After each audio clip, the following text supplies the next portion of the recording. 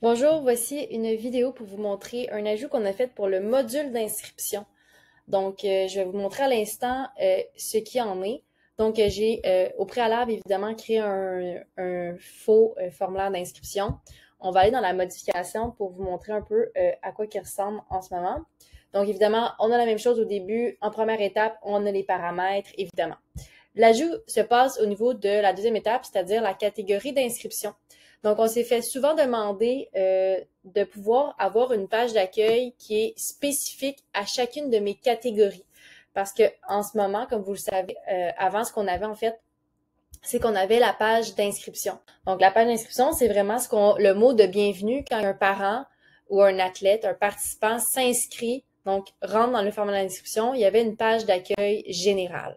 Ce qui arrivait souvent, c'est que vous mettiez vos informations pour l'ensemble de vos catégories, donc les informations pour le flag football, les informations pour le culturel, etc. Donc, tout était mélangé parce qu'il y avait un seul et même endroit pour fournir ces informations-là.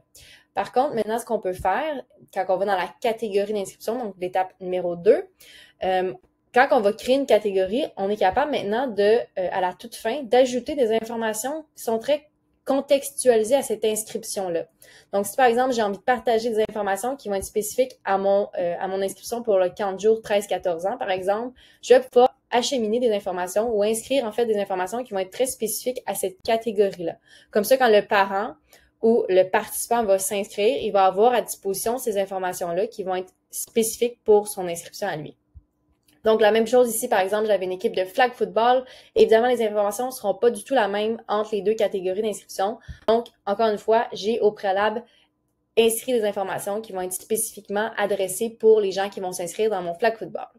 Donc, concrètement, maintenant, à quoi ça va ressembler? On va terminer donc d'ajouter les informations à mon formulaire et on va pouvoir regarder ensemble à quoi ça va ressembler concrètement pour un parent ou un participant.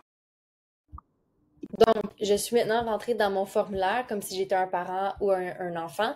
Donc, normalement, ce que j'aurais fait, j'aurais eu ici beaucoup d'informations dans la page d'accueil. Bon, évidemment, là, pour la vidéo, c'est très, très, très basique ce que j'ai fait, mais normalement, on aurait beaucoup plus d'informations. Si je m'inscris maintenant, je vais évidemment passer par les mêmes étapes qu'à l'habitude. Maintenant, si on arrive à la prochaine étape, on arrive à la sélection des catégories et c'est là que ça devient intéressant. Si je sélectionne par exemple le camp de jour, je vais maintenant avoir les informations qui sont spécifiquement adressées pour mon camp de jour. Donc, c'est quand même intéressant de pouvoir contextualiser et avoir les bonnes informations tout dépendant ce que j'ai envie, à quelle inscription j'ai envie de m'ajouter.